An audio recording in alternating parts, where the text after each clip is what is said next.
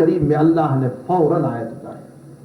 عجیب اللہ نے حکم نازل فرمایا جس میں ارشاد فرمایا کہ اگر تمہارے والدین شرک یا کفر کی طرف دعوت دیں اس کو تو قبول نہ کیجیے، البتہ ان کے ساتھ فی الدنیا معروفہ، دنیا میں بھلائی کا کام کرتے رہیے، یعنی دنیا کے اندر حسن سلوک اور بھلائی کا کام کرتے رہیو.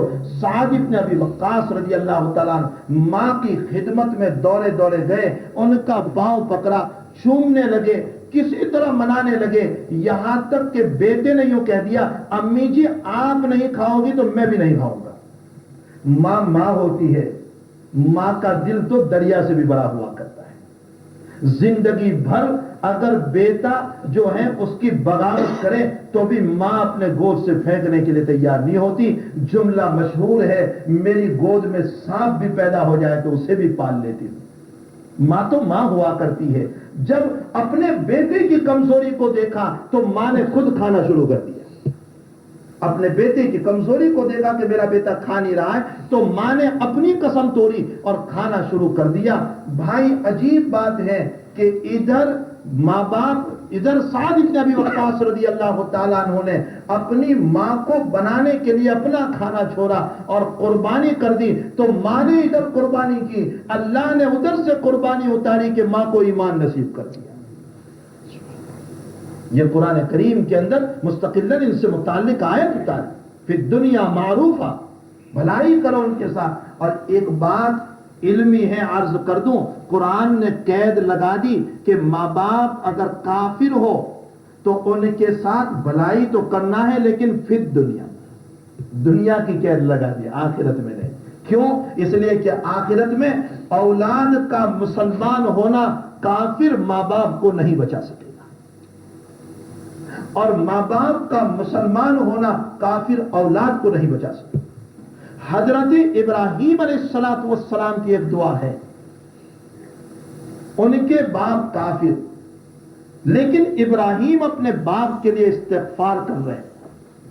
اللہ تعالیٰ نے قرآن کریم میں فرمایا کہ استغفار نہ کرو. اللہ کے حبیب پاک صلی اللہ تعالیٰ علیہ وسلم نے بھی، چونکہ ابراہیم آپ کے جدی و مجدد الانبیاء تھی، اللہ کے حبیب ابراہیم علیہ السلام کے ہو بہو شریعت پر چلنے والے تھے. علمی بات ہے، جب ابراہیم نے اپنے باپ کے لیے دعائیں مغفرت کی تو حضور پاک صلی اللہ علیہ وسلم بھی راستہ تلاش کرنے لگے اپنے چچا کے لیے دعائیں مغفرت کا، ابو طالب کے لیے، اس لیے کہ بڑی خدمت کی انہوں نے، 40 سال تک نبی کی خدمت. ان کے لیے راستہ تلاش کرنے لگے کہ ابراہیم دعا کر سکتے ہیں اپنے کافر باپ آزر کے لیے تو میں بھی دعا کروں اپنے چچا ابو طالب کے لیے. تو کیا ہو گیا؟ اللہ نے فوراً جواب دیا، پیغمبر میرے تم ابراہیم کے نقش قدم پر نہ چلنا اس مسئلے میں. وما کان استغفار ابراہیم لابیہ الا عن موعدۃ وعدہا ایاہ. وہ ابراہیم جو دعا کر رہے ہیں نا، وہ تو اصل میں اپنے باپ کو ایک وعدہ کر دیا تھا کہ میں تمہارے لیے استغفار کروں گا، وہ وعدے کو نبھا رہے ہیں، ورنہ دعا کا قبول کرنا نہ کرنا یہ تیرے مولا کے ہاتھ میں. اس لیے ان کا تو وعدہ تھا، تیرا وعدہ کہاں ہے اپنے چچا کے ساتھ؟ اس لیے تم اس مسئلے میں ان کی ہو بہو نہ چلیو. اللہ نے نبی کریم صلی اللہ تعالیٰ علیہ وسلم پر بریک لگا دی. مجھے عرض یہ کرنا ہے کہ ماں باپ کے ساتھ باوجود کفر کے دنیا میں حسن سلوک کیا جائے گا، اچھے طریق پر ان سے پیش آئیں گے. تو زمخشری رحمت اللہ علیہ فرماتے ہیں، میری ماں کی زبان سے وہ جملہ نکل گیا کہ تو نے پرندے کا پاؤں توڑا، خدا تیرا پاؤں توڑ دے، بس میں لگ رہا ہو گیا. بہرحال ماں باپ ایک بہت بڑی دولت ہے. امت میں اس وقت ایک فتنہ کھڑا ہے، اور وہ فتنہ یہ ہے کہ لوگ اپنے ماں باپ کو اللہ کی نعمت نہیں سمجھ رہے، بلکہ جس طرح چاہے اپنے ماں باپ کے ساتھ پیش آتے ہیں. اللہ کے حبیب پاک صلی اللہ تعالیٰ علیہ وسلم کو 3 باتیں نبی کریم صلی اللہ علیہ وسلم کو حکم فرمائی. یہ سورت تو روزانہ ہم پڑھتے ہیں نماز میں، سورہ ضحیٰ کی آیتیں ہیں جو میں نے ابھی پڑھی. اور سورہ ضحیٰ کا نزول بھی کب ہوا؟ اللہ کے حبیب پاک صلی اللہ علیہ وسلم 2-4 دن تہجد کے لیے نہیں اٹھ پائے بیماری کی وجہ سے، بخار شدید تھی آپ. اس لیے اٹھ نہیں پائے تہجد میں. تو ابو لہب کی بیوی ام جمیل اورا بنت حرب کہنے لگی ان الشیطان ودع محمدن، شیطان نے محمد کو چھوڑ دیا. یعنی یہ شیطان روزانہ محمد کو اٹھاتا تھا، اس شیطان نے محمد کو چھوڑ دیا. الیاذ باللہ ثم الیاذ باللہ. گویا اللہ کو شیطان سے تعبیر کیا، اور اوپر سے اس نے یہ بھی کہا کہ محمد کی مذکر اولاد ساری مری جا رہی ہے، کوئی زندہ نہیں رہتی، اس لیے محمد کا نسب نہیں چلے گا. اللہ نے پہلے قسم کھائی والضحیٰ، چاشت کی قسم، واللیل اذا سجی، اور رات کی قسم جب اچھی طرح چھا جائے. اور اللہ اپنے مخلوق کی قسم کھا سکتا ہے، بندہ مخلوق کی قسم نہیں کھا سکتا. اللہ مالک و خالق ہے، اس کو اختیار ہے. اور بعضوں نے بڑا عاشقانہ ترجمہ فرمایا والضحیٰ، میرے پیغمبر تیری چمکتی ہوئی پیشانی کی قسم، اس لیے کہ ضحیٰ کا معنی صبح کا چاشت کا نرالا وقت. فرمایا میرے پیغمبر تیری چمکتی ہوئی پیشانی کی قسم، واللیل اذا سجی، اور میرے پیغمبر تیرے کالے کالے زلفوں کی قسم. نبی سے چونکہ پیار ہے اللہ کو، اور اس میں کوئی شک نہیں کہ نبی کے کلام کی بھی اللہ نے قسم کھائی ہے قرآن میں. ہم تو جانتے ہی نہیں کہ اللہ کو اپنے نبی کے ساتھ کتنا دلار تھا، اللہ کو اپنے نبی کے ساتھ کتنا پیار تھا. اللہ کے نبی کے کلام کی بھی اللہ نے قسم کھائی ہے. وقیلہ یا ربی ان ہؤلاء قوم لا یؤمنون، میرے پیغمبر تیرے کلام کی قسم یہ لوگ ایمان لانے والے نہیں ہیں. یہاں پیغمبر کے کلام کی قسم کھائی. آپ اندازہ لگائیں کہ نبی کے کلام بھی اللہ کو محبوب ہے. جب نبی پیارا، نبی کا کلام پیارا، نبی کی ادائیں پیاری، نبی کے بال پیارے، نبی کا جسم پیارا، نبی کا چہرہ پیارا، سارے کا سارا نبی پیارا، تو اب آپ اندازہ لگائیں کہ حضور پاک صلی اللہ تعالی علیہ وسلم کی سنتیں کتنی پیاری ہو. اور پھر ہم بغاوت پہ اترے اللہ کے نبی کی سنتوں کے، تو پھر وہ اللہ کے نزدیک مبغوض بھی کتنا بڑا ہوگا، وہ اللہ کے نزدیک ناپسندیدہ بھی کتنا بڑا.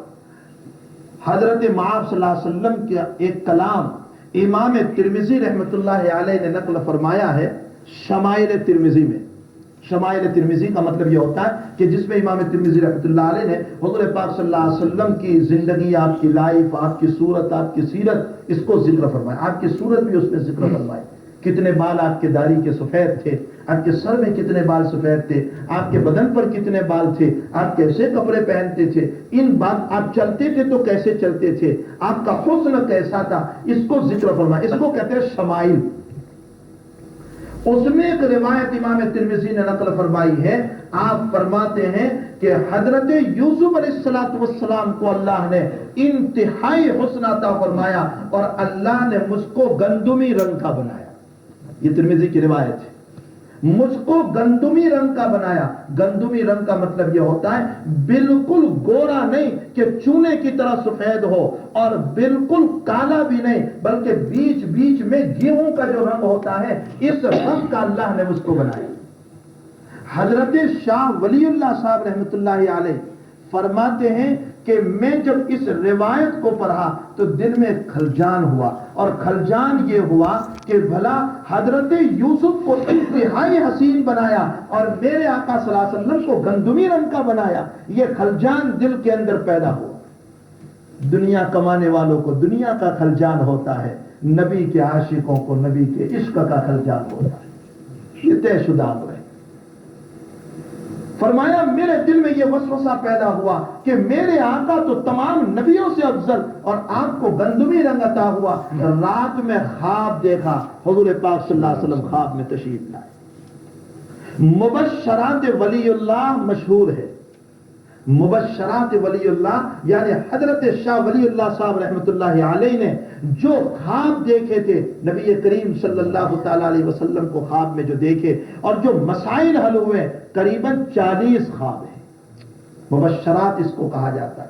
اور یاد رکھیو دنیا کا کوئی بھی عالم جو ایشیا سے تعلق رکھتا ہو حضرت شاہ ولی اللہ کو اپنی حدیث کی سند میں لائے بغیر حضور تک پہنچ نہیں سکتا ہے۔